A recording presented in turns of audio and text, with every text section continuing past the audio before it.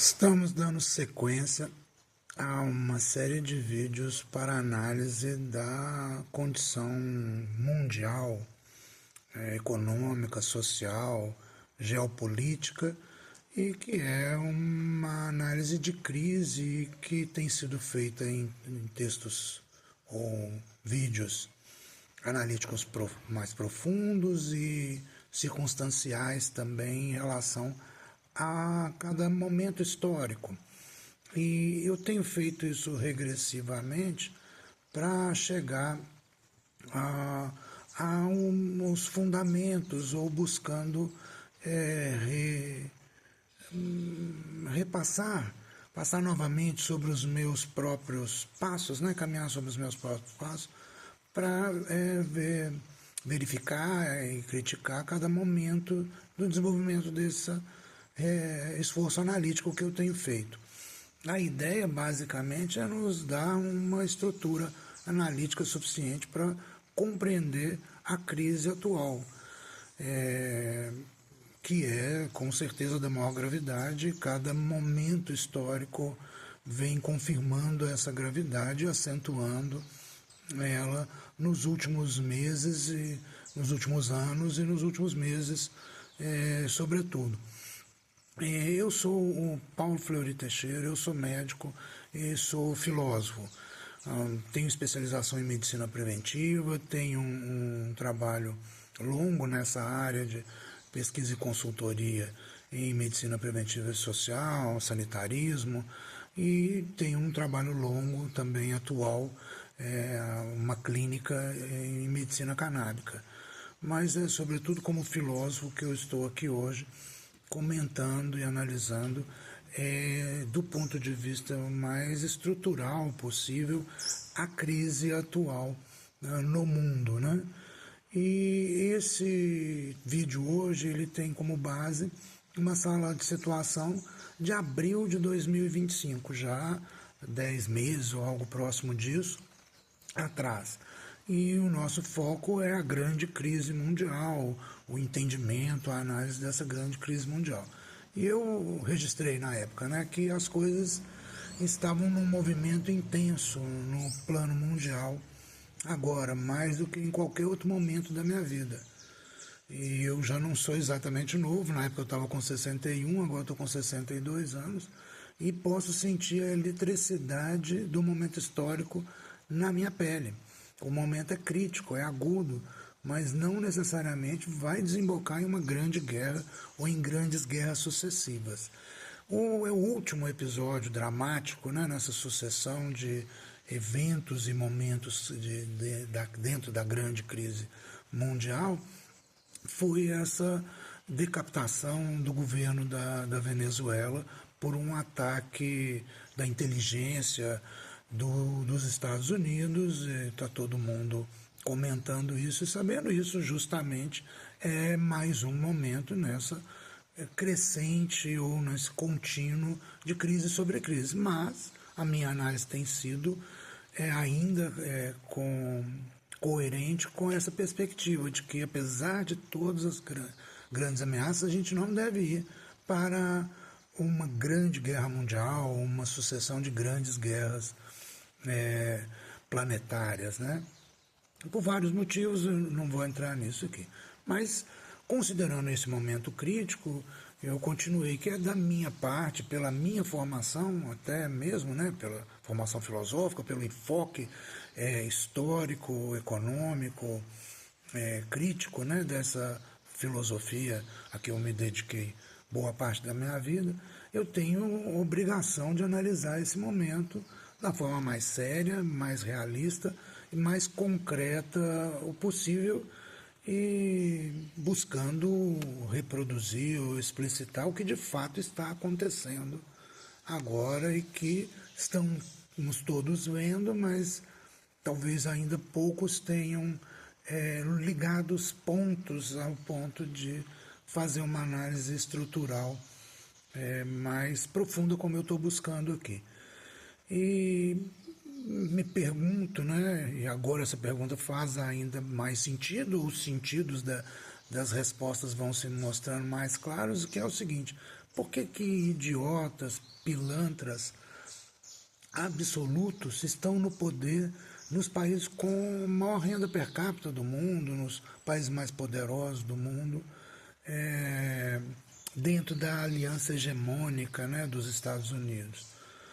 Estados Unidos e Europa, especialmente, onde propagadores de guerra estão anunciando todo dia o aumento dos gastos militares, o investimento nas armas mais poderosas que eles conseguirem. E repito, isso não necessariamente vai terminar nas grandes guerras, mas é claro que o risco só cresce. Assim, é um risco adicional, né? Essa corrida armamentista em que a gente se encontra agora, com certeza. Do mesmo modo, as grandes blitzes, né? Atos de guerra tarifários dos Estados Unidos, já são um ato de guerra. E assim a guerra comercial contra a China, que já vinha de antes, também são atos de guerra.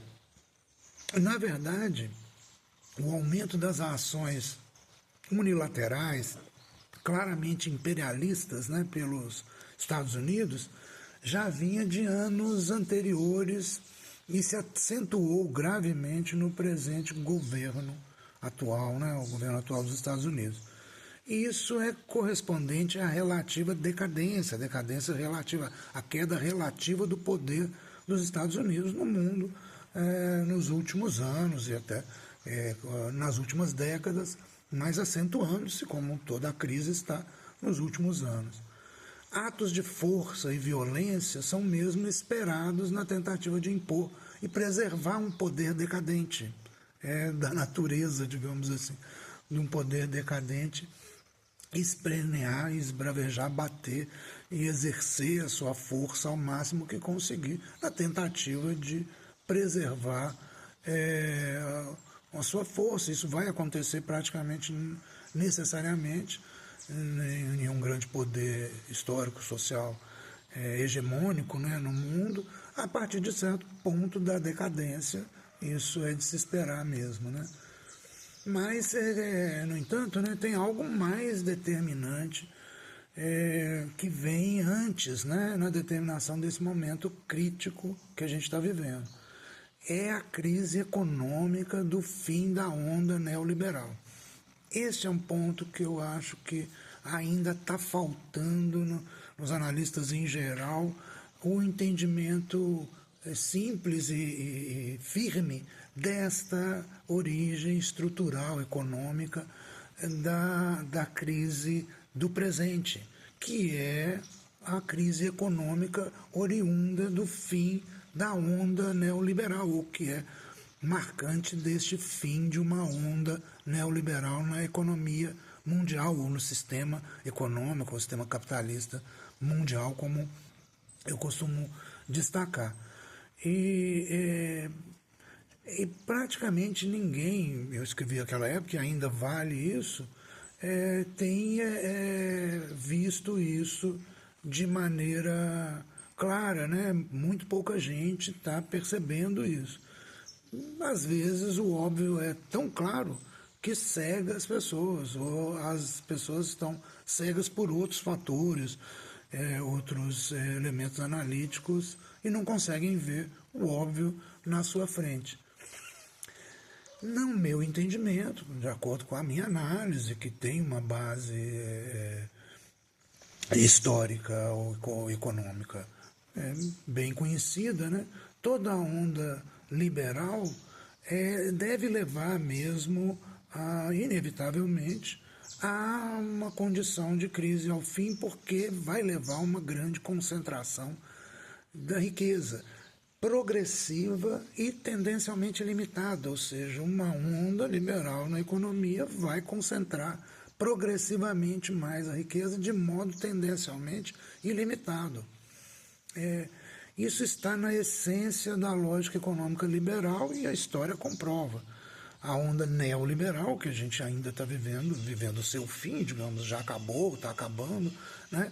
Não foi diferente disso. Então chegamos agora, já há alguns anos ou décadas, a um nível extremo da concentração da riqueza nos países ricos mesmo, nos próprios países ricos, até um ponto em que fica muito difícil a economia seguir girando. Uma crise de realização generalizada é esperada nessas circunstâncias.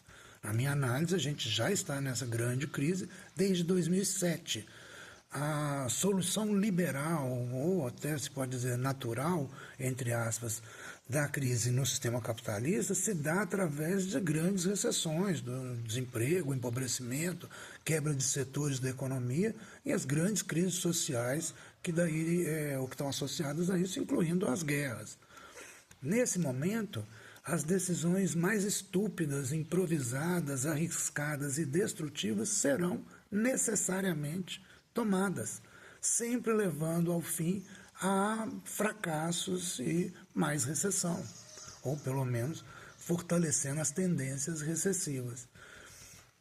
A crise atual está, no entanto, controlada ainda pelos mecanismos anticíclicos, mecanismos de regulação da economia, de proteção social, que já vem de décadas ou até séculos atrás, mas que foram muito postos em ação agora, né, na crise, mas eles estão se esgotando e a crise não vai ser superada só com essas medidas, a crise só vai ser superada de fato com redistribuição da riqueza e com maior controle social da produção, quer dizer, com uma nova onda socializante no sistema, como ocorreu no século passado, desde a década de 30 e, sobretudo, ao fim da Segunda Guerra Mundial, ou até do ponto de vista de experimentos, né, de tentativas limitadas e frustras, desde a década de 20, a gente já tem uma nova onda socializante se formando no sistema capitalista, ou uma onda socializante se formando no sistema,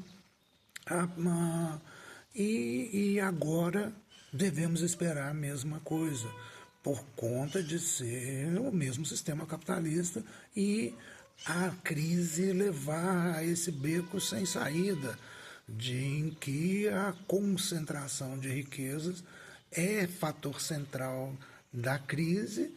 No entanto, a ideologia liberal prevalecente nessa onda vai sempre favorecer a concentração de riqueza por mil mecanismos diferentes, mas ao fim vai incidir nesse caminho, tendo essas consequências, e isso é criador de crise, não é possível superar a crise dessa maneira, então há uma tendência a um crescendo de destrutividade, né? Mas mesmo assim, eu acredito que a gente vai, nesta crise atual, conseguir chegar à solução, à resolução socializante, um novo patamar socializante na produção, nas relações sociais, nas relações internacionais, no sistema capitalista mundial, sem ter que passar pelaquela imensa destrutividade das grandes depressões e guerras que irão, por outro lado, necessariamente ocorrer enquanto persistir, o sistema persistir no caminho liberal.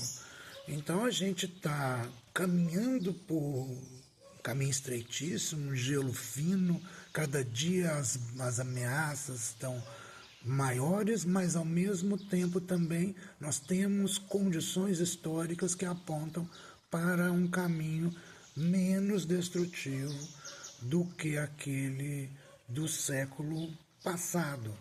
É algo possível, né? De novo, a ação militar ou paramilitar, né, dos Estados Unidos contra a Venezuela só mostra o nível de risco que o mundo está. É como aquela velha peça dos dois idiotas sentados, cada um no seu barril de pólvora e se provocando a qualquer momento, as coisas podem se estourar num nível maior, né?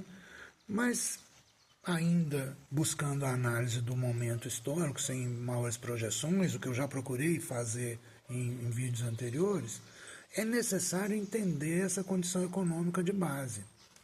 E senão a gente não consegue entender esse risco crescente de guerras, esse ascenso de uma extrema-direita neofascista, despontando mundo afora, né, esses clowns, né, esses verdadeiros palhaços cínicos, bandidos explicitamente canalhas, como líderes políticos que, enfim, falam uma linguagem popular, né, porque é um povo que, nos próprios países ricos, ficou um tanto à margem, ou usufruiu muito pouco, né, realmente do grande desenvolvimento tecnológico da onda neoliberal. E sobretudo nessa fase final, fase de crise, né, que esse povo está mais pobre e sem perspectiva do que estava há décadas atrás. E está doutrinado, em parte, né, a direcionar suas frustrações contra um inimigo forjado, seja até a ideologia queer, sejam globalistas, sejam os migrantes, sejam um país inimigo. Essa manipulação é parte, um país estrangeiro qualquer, né? É parte desse receituário, digamos assim, desse manual de atuação política neofascista que a gente está vendo se desenvolver nos nossos olhos, né?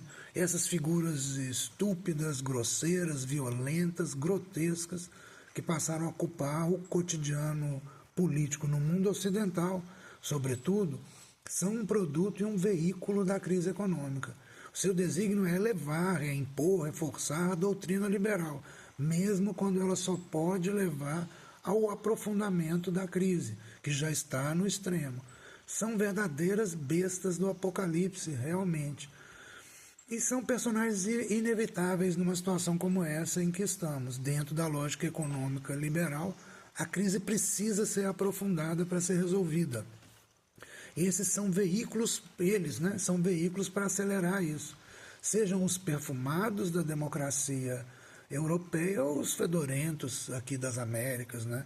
Milei, aqueles assassinos lá da América Central, o Trump, que é um assassino mor, um pedófilo, bem documentado, um estuprador, confesso, um bandido enganador, um 71, né? E é o dirigente mais reverenciado da direita no mundo, é o símbolo, né, desta força política, porque é o símbolo da sua decadência, da sua degeneração, que é sempre, ou é de se esperar, fascista. É o caminho necessário para a resolução liberal da grande crise, como foi no século passado, como a gente está vivendo agora. São os líderes da crise, da recessão e da guerra. A doutrina liberal é, no entanto, a doutrina própria, a doutrina profunda ou mais essencial do capitalismo.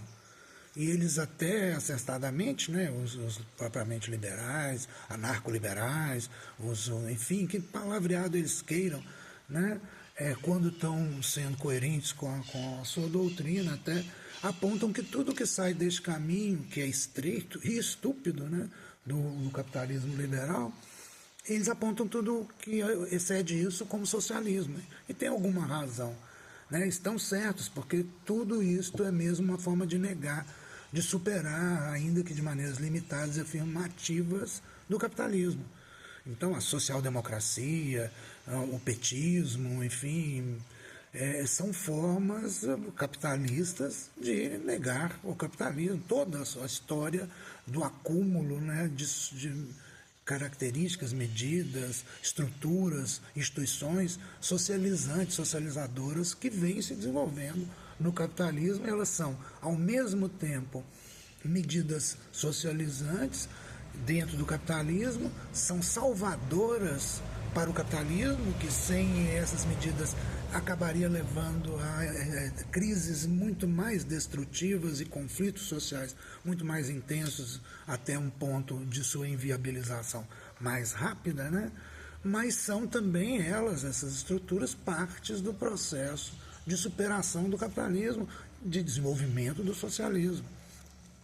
desde as primeiras conquistas dos direitos coletivos dos trabalhadores, desde o primeiro ato de seguro dos depósitos bancários, de regulação do sistema financeiro, desde as primeiras ações afirmativas de reparação e promoção social para grupos excluídos, enfim, tudo isso são processos de saída do capitalismo, mesmo que sejam essas medidas que justamente estão salvando o capitalismo das crises mais extensas, extremas e destrutivas ainda hoje, né?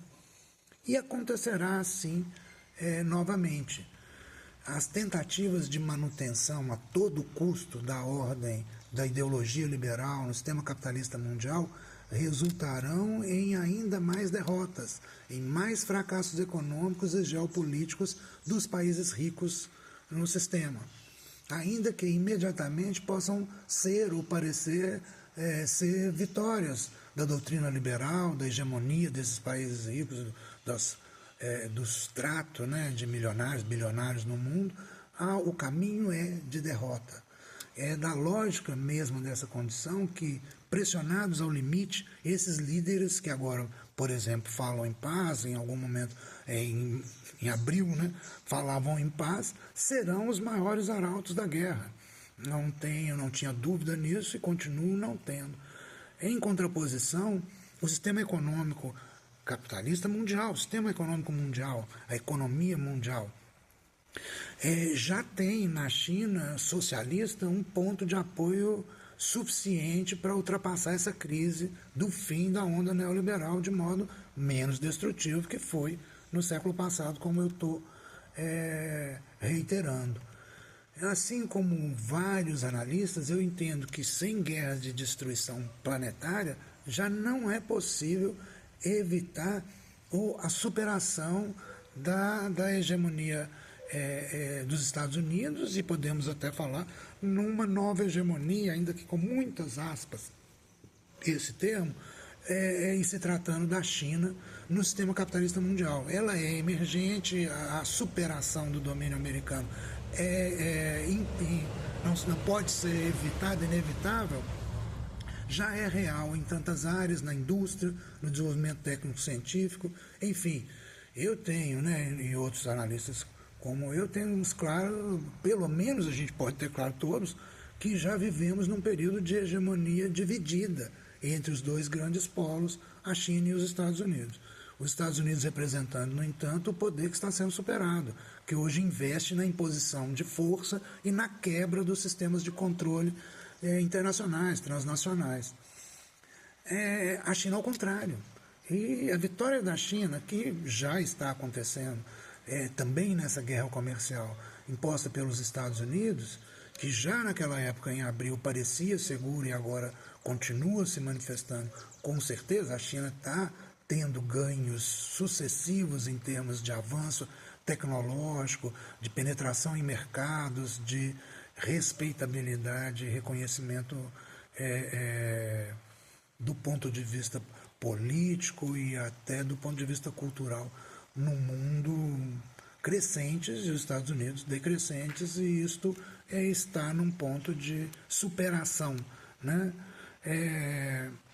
A vitória da China, os ganhos que está tendo nessas áreas, basta lembrar a imensa polêmica em torno das terras raras e o que resultou da posição firme da China em relação a isso, tudo isso acelerará ainda a superação, né, da hegemonia americana, e vai levar também a novas estruturas, novos sistemas de gestão transnacional da economia mundial e ainda da melhor distribuição da riqueza e do poder no mundo.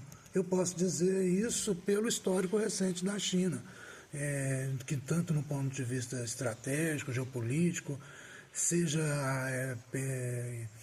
pelo ponto de vista da distribuição da riqueza, é outra cultura que não a cultura liberal capitalista, né? E ainda que tenha atingido a China, ela já mudou a sua inflexão em grande medida e já representa uma alternativa sistêmica crescente aos Estados Unidos. Vamos ficar por aqui hoje. Até a próxima.